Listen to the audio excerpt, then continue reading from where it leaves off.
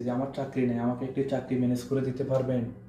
বন্ধু বান্ধব আত্মীয় স্বজন যা আছে পাড়া প্রতিবেশী সবাইকে বলেছি, তো কেউ আমার কথা গ্রাহ্য করে নাই। এমনকি তাদেরকে একবার না দুইবার নয় বারবার বলেছি আমি তো বাড়িতে বেকার, আমার চাকরি চলে গেছে, আমার প্রজেক্টের চাকরি শেষ, যদি পারেন যে কোনো একটি চাকরি ম্যানেজ করে দিতেন।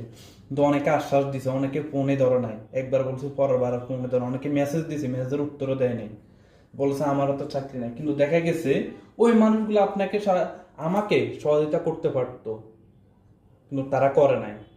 তারা সহযোগিতা করতে পারতো, তারা শেষ পর্যায়ে বলে যে তোমার জন্য অনেক চেষ্টা করেছি কিন্তু হয় না, দুর্ভাগ্য ব্যাপার।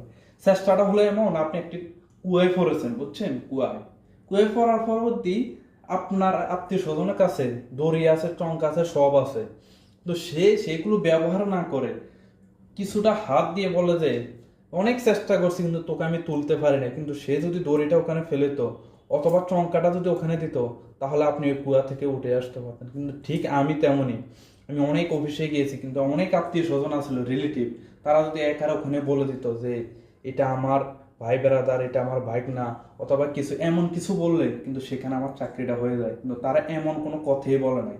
তারা একেবারে বলছে বলতে পারবো না। তো বুঝেন তারা আমার জন্য কি চেষ্টা করছে।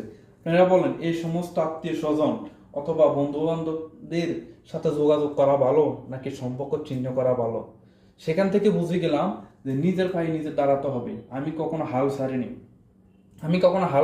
আমি এক আল্লাহ তাআলার উপরে ভরসা করে আছি না, যে আল্লাহ তাআলা বলছেন রিজিক নিয়ে তোমরা চিন্তা করো না, তার জন্য আমি রিজিক নিয়ে কখনো চিন্তা করিনি। ওনার উপরে ভরসা করে আমি চলেছি, কিন্তু আল্লাহ তাআলা আমার সে দোয়া কবুল করেছেন, এখন আমি মোটামুটি ভালো পর্যায়ে আছি।